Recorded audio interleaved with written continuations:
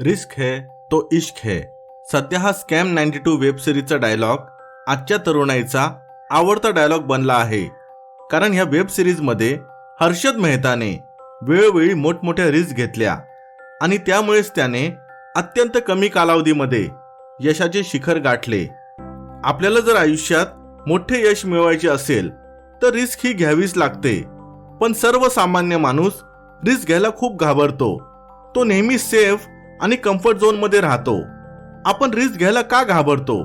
Risk घेण्यामध्ये कोणकोणते अडथळे येतात आणि ते अडथळे पार करून रिस्क कशी घ्यायची हे आपण आजच्या व्हिडिओमध्ये बघणार आहोत. त्यामुळे व्हिडिओ खूपच फायदेशीर होणार आहे. मित्रांनो, सर्वात पहिले रिस्क या शब्दाचा अर्थ जाणून घेऊया. रिस्कचा मराठीमध्ये अर्थ होतो धोका, जोखीम, काहीतरी नुकसान होण्याचा धोका, काहीतरी गमावण्याचा धोका. कोणत्याही व्यक्तीच्या आयुष्यामध्ये 3 प्रकारे नुकसान होते. पहिले आहे आर्थिक नुकसान, म्हणजे पैशांचे नुकसान. उदाहरण, व्यवसायामध्ये नुकसान होणे किंवा आपल्याला कोणी फसवल्यामुळे पैशांचे नुकसान होणे. दुसरे आहे शारीरिक नुकसान. उदाहरण म्हणजे ॲक्सिडेंट होणे, अपघात होणे. आणि तिसरे आहे भावनिक नुकसान. उदाहरण, आपल्या जवळच्या व्यक्तीचा मृत्यू होणे. हे आहेत आपल्या आयुष्यात होणारे 3 प्रकारचे नुकसान. आणि आपण जी रिस्क घेतो ती ह्याच 3 गोष्टींशी निगडीत असते. आता हे 3 नुकसान तुमच्या आयुष्यात होतील की नाही हे अवलंबून असते अजून 3 गोष्टींवर. पहिले आहे काम, म्हणजे जे काम तुम्ही करणार आहात ते कोणत्या लेवलचे आहे, कोणत्या प्रकारचे आहे ह्यावरून ठरते त्याच्यामध्ये किती रिस्क आहे. दुसरे आहे तुम्ही आणि तुमचे स्किल्स, म्हणजे कौशल्य. ह्याचे एक उदाहरण देतो. जर तुम्ही नवीन बाईक चालवायला शिकत असाल तर तुमची ठोकण्याची संभावना तुलनेने जास्त आहे त्या माणसापेक्षा जो गेल्या 10 वर्षापासून बाईक चालवतो. म्हणजे इथे तुमच्या स्किल्सला जास्त महत्त्व आहे. तिसरे आहे बाह्य घटक, म्हणजे अशा गोष्टी ज्यांच्यावर तुमचे अजिबात नियंत्रण नसते. ह्याचे उदाहरण द्यायचे झाले म्हणजे समजा तुम्ही एक शेतकरी आहात. तुम्ही कितीही चांगले शेतकरी असाल, तुमचे शेती करण्याचे कौशल्य कितीही चांगले असेल, पण जर पाऊसच झाला नाही तर तुमची सगळी पिके वाया जातील. कारण तुमचे पावसावर काहीच नियंत्रण नाही. मित्रांनो, आतापर्यंत आपण हे पाहिले की रिस्क घेतल्यानंतर कोणकोणते नुकसान होऊ शकते आणि त्याला कारणीभूत कोणत्या 3 गोष्टी आहेत. आता बघूयात की आपल्या समाजामध्ये लोक रिस्कला कशा प्रकारे हाताळतात. सर्वात पहिला प्रकार आहे आणि बरेच लोक हाच पर्याय निवडतात, तो म्हणजे निष्क्रियता. म्हणजे ह्या लोकांना कुठेही थोडी जरी रिस्क दिसली तरी ही लोक लगेच घाबरून जातात आणि पुढे काहीच ॲक्शन घेत नाही, कृती करत नाही. म्हणजे विषयच संपला.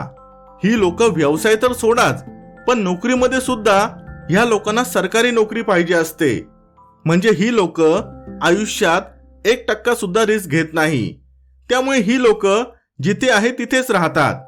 मित्रांनो, मला तुम्हाला एक प्रश्न विचारायचा आहे. लहान असताना जेव्हा तुम्ही सायकल चालवायला शिकत होता तेव्हा तुम्हाला माहिती होते की सायकल शिकताना पडण्याची संभावना आहे, पण तरी सुद्धा तुम्ही सायकल शिकलात. तुम्ही असा विचार केला असता की नाही, मला सायकल शिकायची नाही, ह्यामध्ये खूप रिस्क आहे, तर आज तुम्ही सायकल, बाईक काही चालू शकला नसता. दुसऱ्या प्रकारे लोक रिस्कला हाताळतात तो प्रकार आहे पॉझिटिव्ह थिंकिंग, सकारात्मक विचार करणे. तुम्हाला आतापर्यंत अनेक लोक अशी भेटली असतील जे सतत तुम्हाला सांगतात की नेहमी पॉझिटिव्ह विचार करायचा. त्यामुळे जेव्हा पण तुम्ही काही नवीन करायचा प्रयत्न करायला जाल किंवा त्यामध्ये काही रिस्क आहे ह्याच्याबद्दल बोलाल तेव्हा ही लोक तुम्हाला म्हणतील, पॉझिटिव्ह विचार कर ना यार, सर्व काही चांगले होईल. आता मित्रांनो, विचार करा, तुमची काहीतरी नवीन करायची योजना आहे आणि त्यामध्ये काही रिस्क असेल तर नुसते पॉझिटिव्ह विचार करून ती रिस्क, तो अडथळा निघून जाईल का?